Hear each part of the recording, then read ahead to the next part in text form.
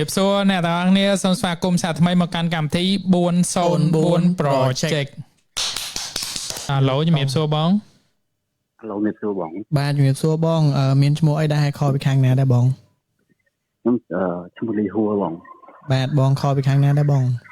រាជធានីភ្នំពេញបង បាទអ្នកភ្នំពេញបាទហើយថ្ងៃហ្នឹងមានរឿងអីចង់ចែកម្លែកក្នុងកម្មវិធីយើងដែរបង ថ្ងៃហ្នឹងមានរឿងខ្លីៗប៉ុន្តែវាចូលប្រហែលជាថា2ឬ3រឿងណាបង បាទបងអញ្ចឹងអញ្ជើញហ្មងបងតា តែពីខ្ញុំឃើញអញ្ចឹងនៅក្នុងក្នុងឆ្នាំ2012ក៏13ខ្ញុំជាមួយនឹងបងស្រីខ្ញុំបានជួលផ្ទះល្វែងមួយហើយផ្ទះល្វែងហ្នឹងទៅដូចផ្ទះល្វែងពីដើមទីមកចុងហ្នឹងផ្ទះគេធម្មតាតែប៉ុន្តែផ្ទះដែលខ្ញុំទៅគេហៅផ្ទះកតុយតុង ទុយតុងមិនទៅបងទូចក្រោយហ៎ គេទៅផ្ទះហ្នឹងវាទ្វារមកនេះទៅគេហៅផ្ទះកតុយតុងហើយទៅសកដាល បាទហើយផ្ទះកតុយតុងហ្នឹងក៏ពេលដែលខ្ញុំនៅជាមួយបងស្រីខ្ញុំថាទៅអីទេតែចូលបានប្រហែលជារយៈពេលបានកន្លះខែស្រាប់តែខ្ញុំកើតឡើងខ្ញុំមួយបងស្រីខ្ញុំពេលវាច្រើនគាត់ទៅធ្វើការពេលយប់ហើយខ្ញុំនៅតែម្នាក់ឯង បាទ អញ្ចឹងពេលដែលខ្ញុំនៅម្នាក់ឯងទៅអីហ្មងទេតែពេលដែលគាត់មកវិញយប់ឡើងផ្ទះហ្នឹងចេះតែអង្គើទ្វាររួញទ្វារខ្ញុំមួយបងស្រីខ្ញុំតែយើងចាប់អារម្មណ៍ដែរថាអត់ទៅសូវប្រក្រតីអញ្ចឹងទៅ បាទដល់ពេលឥឡូវខ្ញុំកាត់ផុតមកជុំទៅចូលដល់យប់ស្អែករួញទ្វារទៀតហើយពួកខ្ញុំអោតមើលតាមទៅច្រើនពួកខ្ញុំថាបន្ទប់ឡើងពីចរាទៅគេហៅបន្ទប់ជាន់ទី1ពួកខ្ញុំក៏អឺតមកមើលតែអឺតមកមើលវាអត់មានអីទេធម្មតាប៉ុន្តែទ្វារចេះតែរួញទៀតហើយពួកខ្ញុំពីរនាក់ចាប់ដើមថាវាអត់សូវស្រួលទេវាមិនដែរសុកមើលទៅផ្ទះគេជុំវិញហ្នឹងវាទៅនៅម្ដុំផ្ទះល្វែងហ្នឹងត្រឹមតែម៉ោង8ម៉ោង7ដូចនៅស្រុកព្រែចឹងព្រោះផ្ទះគេស្ងាត់គ្រប់គ្នាគេអត់ទៅមានភាពញញ៉ៃទេគេថាវាស្ដាប់ធ្នាប់អីល្អអញ្ចឹងណាតែខុសតែផ្ទះខ្ញុំមួយឯងព្រោះផ្ទះកតុយតុងហ្នឹងផ្ទះហ្នឹងទៅសកដាលទៀតហើយពួកខ្ញុំបាត់ចាប់អារម្មណ៍ដល់ពេលថ្ងៃមួយពួកខ្ញុំពាក់បងស្រីខ្ញុំចាប់ដើមគេងធម្មតាអញ្ចឹងទៅដល់ពេលនៅក្នុងផ្ទះទឹកវាធ្លាយអញ្ចឹងគាត់ថាផ្ទះហ្នឹងតែជាទឹកធ្លាយមកយកទូភ្លឺបងឲ្យងើបឡើងមកវិញទឹកដូចថាលិចពេញផ្ទះហ្មងអញ្ចឹងខ្ញុំពួកខ្ញុំសម្រេចចិត្តថាខ្ញុំគាត់ថាអត់ស្រួលទេពួកខ្ញុំក៏ចេញទៅព្រោះហើយដល់ពេលខ្ញុំទៅប្រាប់ចាស់ទៅចាស់គេមិនដែលមានផ្ទះល្បែងណាធ្វើទៅសកដាលហើយទៅសកដាលគុំមែនតើថាតអោប2នាក់បានមិនពេញហើយព្រោះទាំងគេថាផ្ទះកតុយតុងគឺវាច្រើនចាដែរមានធ្វើផ្ទះល្បែងណាធ្វើជាកតុយតុងអញ្ចឹងទេបាទអូខេចឹងខ្ញុំគាត់ថារឿងខ្ញុំវាខ្លីហើយខ្ញុំគាត់ថាអញ្ចឹងបងប្អូនគាត់ស្ដាប់ទៅគាត់ស្ដាប់ដោយគិតការគួរអញ្ចឹងគាត់ថាបើគាត់ជឿក៏ជឿបើគាត់មិនជឿហ្នឹងជាទស្សនៈរបស់គាត់តែពួកខ្ញុំធ្លាប់ជួបអញ្ចឹងពួកខ្ញុំអាចនឹងជឿអូខេបងអញ្ចឹងឥឡូវកាត់ចូលមករឿងមួយទៀតខ្ញុំចូលដល់ក្នុងឆ្នាំ2017ខ្ញុំបានចុះការងារតាមខេត្តមួយធីមការងារមួយក្រុមហើយមួយក្រុមហ្នឹងមានស្រី4ខ្ញុំម្នាក់ឯងទៅកងឡានម្នាក់ខ្ញុំចុះទៅខាងនិយាយទៅចំមកទៅខាងខេត្តកំពង់ធំតែអត់ដល់ខេត្តទេវានៅធំដូចជាទៅអត់ដល់ខេត្តទេខ្ញុំត្រូវសម្រាប់នៅក្នុងទស្សនៈហ្នឹង2ថ្ងៃបាទខ្ញុំសម្រាប់នៅថ្ងៃទី1វាធម្មតាទេតែចូលដល់ថ្ងៃទី2ខ្ញុំក៏យើងញ៉ាំបាយញ៉ាំអីហើយយើងចប់ពីការងារចូលមកសម្រាប់ធម្មតាចូលដល់ថ្ងៃទី2ខ្ញុំក៏សម្រាប់ខែជាបាក់ម៉ោង9នេះខ្ញុំចាប់តាមសម្រាប់ឲ្យមួយបងកងឡានហើយ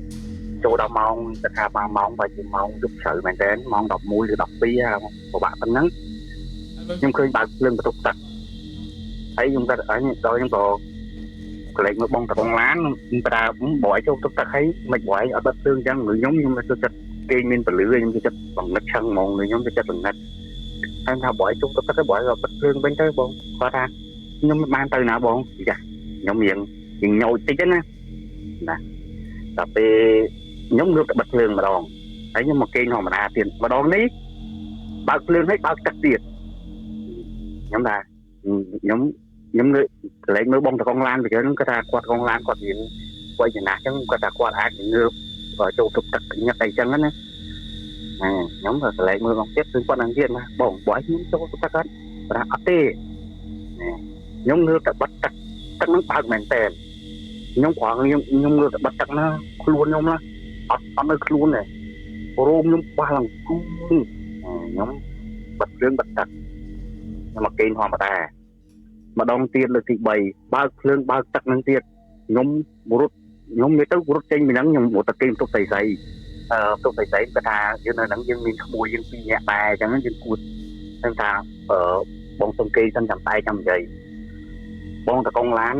គាត់ថាប្រហែលជាឡងគាត់តាំងពីថ្ងៃទី1ប៉ុន្តែគាត់ហ៊ានប្រាប់ខ្ញុំគាត់រំខានខ្ញុំគាត់ថាខ្ញុំជា team leader អញ្ចឹងណាបងខ្លាចគាត់ថាឡងនិយាយប្រាប់ខ្ញុំទៅគាត់ជឿគាត់អាចឡើងគាត់បោះសក់ជ្រងគាត់ទៅស្រួលទឹកនៅវត្តទៀតថាបើឲ្យជួបអីខាងថ្ងៃទី1មិនប្រាប់ខ្ញុំគាត់ថាគាត់មិនហ៊ានប្រាប់ទេគាត់ថាខ្ញុំជាមេធីមដល់រំខានខ្ញុំអញ្ចឹងគាត់ថាថ្ងៃទី1ហ្នឹងណាមកអង្គុយចុងជើងគាត់មករួញជើងគាត់កេះបាតជើងគាត់និយាយទៅគឺអត់ឲ្យគាត់បានទេហ្មងគាត់អត់ហ៊ានប្រាប់ខ្ញុំថាគាត់ទប់ខ្ញុំថាបើឲ្យជួបរឿងចឹងនេះមិនទប់ទៅអីខ្ញុំមនុស្សមិនមែនអត់ស្គាល់មានបបតោតណាខ្ញុំស្គាល់មានបបតោតអញ្ចឹងខ្ញុំជឿតែថាខ្ញុំមិនអត់ជឿទេតាំងពីថ្ងៃហ្នឹងមកផ្ទះថ្នាក់ហ្នឹងគឺពួកខ្ញុំលែងហ៊ានចូលរហូតឥឡូវរឿងបានចប់ខាងហ្នឹងណាបងបាទបងហើយបងអញ្ចឹងខ្ញុំចូលទៅរឿងនិយាយទៅធីមខ្ញុំដដែលមកក្រុមហ្នឹងដែរពួកខ្ញុំបានទៅសាច់រឿងហ្នឹងដែរកន្លែងទីតាំងផ្សេងណាបងណាបាទទីតាំងផ្សេងប៉ុន្តែទីតាំងហ្នឹងផ្លូវដែលចូលទៅកន្លែងកំសាន្តហ្នឹងនៅទៅមុខផ្ទះដាក់ហ្នឹងទៀតគេថាវាមកផ្លូវម្នាក់ហ្នឹងឯងពួកខ្ញុំបានចូលទៅកន្លែងកំសាន្តមួយកន្លែងកំសាន្តហ្នឹងជាដូចកន្លែងលេងទឹកលេងអីធម្មតាមានអាំងហែទឹកមានពងជីមានអីចឹងបាទខ្ញុំចូលទៅមកវាទៅចូលទៅផ្លូវឃើញប៉ាណូគេដាក់ចេញមកតំណងមែនតើពួកខ្ញុំតែថ្ងៃហ្នឹងជាថ្ងៃទីអូចឹងយើងនាំធីមដើរលេងទៅដើម្បីឲ្យគាត់សប្បាយទាំងអស់គ្នាខ្ញុំជិះចូលទៅជ្រៅមែនតើចម្ងាយដាក់តាប្រហែលជា2គីឡូតែខ្ញុំចូលទៅចង់10គីឡូចូលទៅដល់កន្លែងហ្នឹងមិនធំមែនតើប៉ុន្តែបើហ្នឹងមិនមកកន្លែងកំសាន្តហ្នឹងមានតែ5នាក់គត់ហើយនឹងបុគ្គលិកគេតែប្រហែលនាក់ទេហើយពួកខ្ញុំក៏ថាសម្រាប់ចិត្តលេងចោះហើយលេងហ្នឹងលេងបានតែកន្លែងអាំងហែទឹកទេដល់ពេលក្រុមការងារខ្ញុំស្រីខ្ញុំគាត់ថាគាត់ក៏លេងហើយគាត់ក៏កន្លែងទៅមើលអាកន្លែងគេជីដល់ពវៀនជ្រូកហើយគាត់ចេះតែកន្លែងទៅនឹងរហូតខ្ញុំគួរថាថៃមើលគេថាកូនក៏ប្រាប់ថាបងញ៉ាំទៅបងបានឯប៉ុណ្្នឹងឯងមកថាមិនអីទេចឹងបើបងឯងចង់ទៅពេលណាក៏បានដែរថាឥឡូវសុំ5នាទីទៀតតែគាត់ចេះតែកន្លែងទៅនឹងហើយខ្ញុំអត់តហ៊ានសួរគាត់ទេបងហ្នឹងបងថាខ្ញុំនៅថាខ្ញុំដឹងថាគាត់មើលទៅវាមិនតែមកតែគាត់មើលទៅនឹងញឹកមែនតើខ្ញុំគាត់សម្រេចចិត្តហៅគាត់ចេញមកវិញจึงជីធ្វើដំណើរចេញមកវិញគាត់គាត់ថាមានគេបានមកពីណៃកន្លែងធ្វើអាកន្លែងទីមានជួបរហូតខ្ញុំថាមានឃើញខ្ញុំមានឃើញក្មេងលេងនៅហ្នឹងបងខ្ញុំនឹងមកពូសបលបងណាគ្មានក្មេងលេងមិនមិនអាចទៅមើលមកកន្លែងធ្វើកំសាន្តមានតែយើង5នាក់នេះគាត់ថាអត់ទេខ្ញុំឃើញក្មេងលេងនៅហ្នឹងបងខ្ញុំឃើញក្មេងជីវវិនជ្រូកហ្នឹងដូចជាប្រហែល2នាក់3នាក់ក្មេងៗនៅហ្នឹងថាគាត់ថាអត់មានទេម្ដាយនេះគាត់ប្រាប់ថាបងដឹងហើយម្ដាយនិយាយប៉ុណ្ណឹងបងយល់ហើយអញ្ចឹងពួកខ្ញុំមកបងចាក់ពេលថាក្នុងមួយអាទិត្យហ្នឹងពួកខ្ញុំនាំគ្នាទៅទឹកពួកនេះមានអារម្មណ៍ថាទៅខាងកំពង់ធំហ្នឹងគឺនេះមែនវាស្អីដាក់អរជន់មែនតើទាំងតកងឡានទាំងធីមការងារពួកខ្ញុំមានអារម្មណ៍ថាធ្លាប់ចូលការងារតាមខេត្តច្រើនដែរប៉ុន្តែអត់ទៅជួបទេតែពេលជួបម្ដង រឿងបាសសក់ដែរអូខេបងចឹងឥឡូវរឿងខ្ញុំបានចប់ហ្នឹងហើយចឹងចង់ក្រោយឲ្យបងប្អូនគាត់ស្ដាប់តែការគួរហើយឲ្យគាត់រ៉េតទៅប្រហែលលើប្រហែលហើយគាត់ជឿប្រហែល%ហ្នឹងសម្រាប់ទៅលើបងប្អូនដែលគាត់កំពុងតែតាមដានទៅលើเพจបងអធិការហើយនៅកម្មវិធី404បច្ចេកទាំងអស់គ្នាហើយទីបំផុតក៏ជូនពរទៅដល់បងប្អូនដែលកំពុងតែមើលតាម live ទាំងអស់គ្នាគឺសូមឲ្យសុខសប្បាយរកស៊ីបានគ្រប់គ្នាបាទទាំងពុទ្ធកាអាយុវណ្ណៈសុខៈបលៈកំបីក្លៀងក្លៀតឡើយសាធុអរគុណបងហើយក៏អរគុណពេលវេលាដ៏មានតម្លៃសម្រាប់ការខលចូលរួមដូចគ្នាបងហើយជូនពរបងសណាងឡដូចគ្នាហើយអរគុណអាយុ100បាទអូខេបងអរគុណជំរាបលាបងបាទជំរាបលាបង